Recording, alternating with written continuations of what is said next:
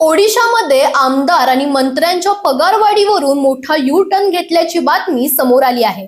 पंतप्रधान नरेंद्र मोदी आणि केंद्रीय गृहमंत्री अमित शहा यांच्या नाराजीनंतर राज्य सरकारने आमदार, मंत्री, मुख्यमंत्री आणि विधानसभा अध्यक्षांच्या वेतनवाढीची चारही विधेयके अधिकृतपणे मागे घेतली आहेत।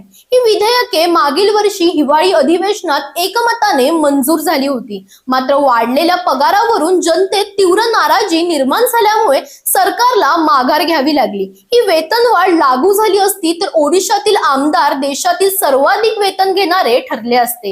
या निर्णयानंतर मुख्यमंत्री मोहन चरण माझी यांना भाजपचे राष्ट्रीय महासचिव BL संतोष यांनी दिल्लीला बोलावून कानउघडणी केली होती।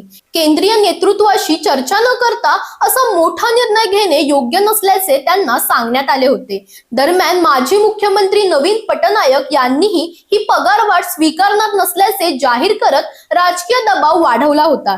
या वेतनवाढीनुसार मुख्यमंत्री मासिक 3,74,000 रुपये, उपमुख्यमंत्री आणि विधानसभा अध्यक्ष 3,68,000 रुपये, कॅबिनेट मंत्री 3,62,000 रुपये, राज्यमंत्री 3,56,000 रुपये आणि आमदारांना 3,45,000 रुपये वेतन देण्याचा प्रस्ताव होता। तसेच माजी आमदारांच्या निवृत्ती वेतनातही 30,000वरून 80,000 रुपयांपर्यंत वाढ करण्यात आली होती। मात्र वाढत्या विरोधानंतर अखेर सरकारने हा निर्णय पूर्णपणे मागे घेतला असून आता पुन्हा जुनेच वेतन लागू राहणार आहे। दरम्यान तुम्हाला अशाच अपडेट्स हव्या असतील तर इंडिया लीडरला फॉलो करायला विसरू नका।